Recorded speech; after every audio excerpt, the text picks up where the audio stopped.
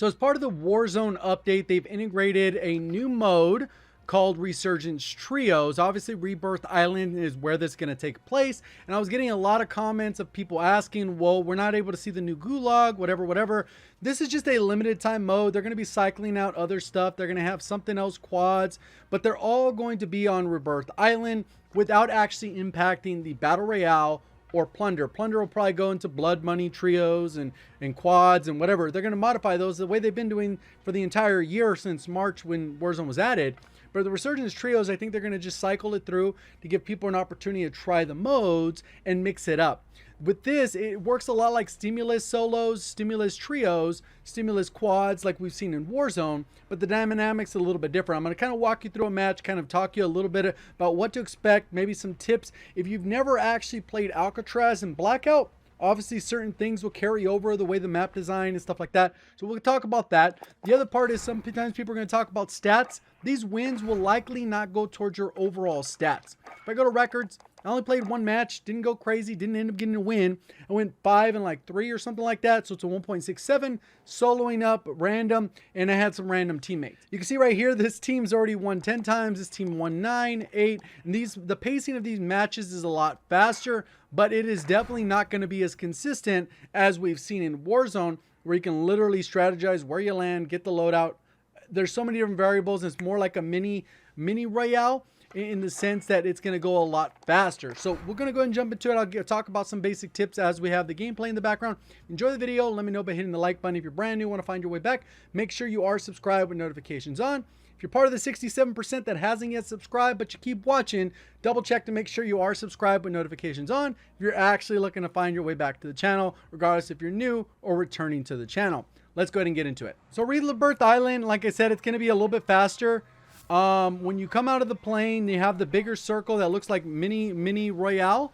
There's only 40 players in the match. I think you can end up with about 45. It just depends on how many teams there are. In the patch notes, they said 40, but in the actual match, it looks like there's at least 45. You can pick your different various areas. There are buy stations, there's vehicles, helicopters, all that type of stuff. Floor loot is going to be very random. It incorporates a new Cold War floor loot. But basically the map is very similar. They've added some other aesthetics to polish it off a little bit, but you're going to kind of get stuck with whatever you have. Ideally, you're going to be playing with 2 people that you know, so you can be giving call outs, because the name of the game is, for this, at least one person staying alive at all times. So if you get in a situation where you guys are rolling too close together and your team gets wiped, then that's it. The match is over. You don't respawn. But if at least one person's alive all the way up until about the 4th zone, you'll have an opportunity to come back. So that is the key. What you're going to see in this gameplay as we get to it, my teammate, he's the last guy left. And there's probably about a 25-second timer. And he decides to go into another engagement when he didn't necessarily have to. He ended up losing the gunfight pretty easily. And then that was the end. That's the end of the match. You place top 10 or whatever. And that's it. You don't get to come back. You can see I died here. 18 countdown. There are free loadouts that come in, so the strategy more than likely isn't going to be to get cash, get a loadout, spam UAVs.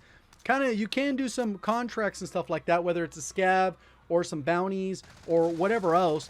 But what you're really trying to do is stay alive, get some good floor loot that's going to be viable for the situation, depending on how the zone's going to be. And then once the free loadout comes in, maybe take turns cycling out people getting those.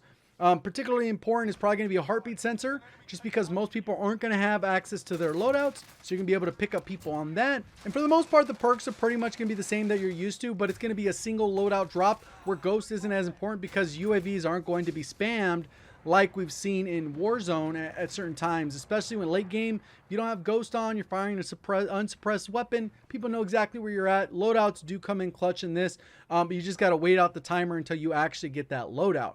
And the loadout looks like it drops right around the same time. When that first zone is almost closed with about 12 to 15 seconds left, it will drop. And obviously, since the zone's already fairly small, you're going to have a lot of people contesting those areas. So it's really a matter of coordinating with your team, trying to play smart, and trying to get as many team wipes as possible. Not just trying to kill players, team wipes. Because if you're getting team wipes, then you at least eliminate a team completely that has no opportunity to respawn. So if you have one guy on your team that just keeps dying, they could spawn in 12 times, or however many times the time will allow.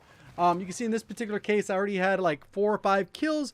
I think my team combined had a total of 2. So it wasn't working with the sweatiest randoms, but that's just kind of how it goes. I wanted to show off a little bit of the gameplay, get an idea on how this particular mode works. And it works very similar to what we've seen in Blackout with Alcatraz. The difference with that mode is you had a limit of 5 revives, and you could just keep coming back even if your team was wiped. So there's a little bit of change in the dynamic. I think they're still going to make lots of tweaks to it. This playtested, I don't feel feels as fun as it did in Alcatraz.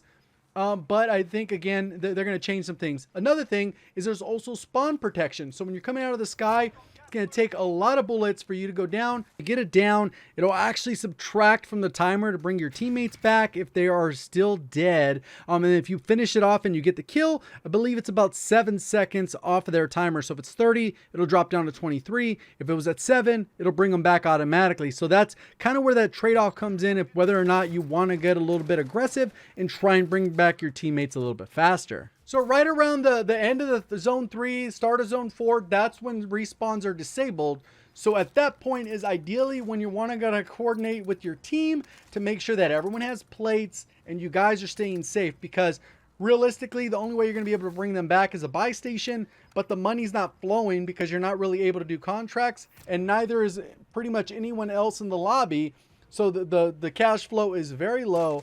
So basically you're stuck with whatever you got, which for most people, if you didn't make it to the loadout, is floor loot guns, which hopefully there's going to be a good mix of that so that you'll have enough variety so that the matches you can actually compete with non-floor loot weapons. And that's pretty much it. Nothing crazy. I'll show you a little bit of the outro cutscene so you can see what that looks like. Overall, I'm really excited to see what they do with this mode. Personally, I like the mode a lot just because it's a little bit more faster, a little bit faster reps. The same way you get in multiplayer, match lasts 7-8 minutes. This one lasted about 12-13. Half the length of what you're normally seeing in Warzone, where it's around 24 to 25 minutes. Same exit thing. It just has all the other stuff as the backdrop. That's pretty much it. Let me know down in the comments section. Are you a fan of Alcatraz? Did you play it before? And what do you think of the Rebirth Island version? Even though they've changed the rule set a little bit to not necessarily be exactly like it was before. It's not nighttime either. So we'll kind of see how this goes and see if people like it. I think it's enough to mix up Warzone if you want to change up the dynamic. Hopefully you guys did enjoy the video. If you did, please do me a favor, hit the like button. If you want to find your way back, go ahead and subscribe. Appreciate all the support on the content. Thank you for watching. As always, have a great day.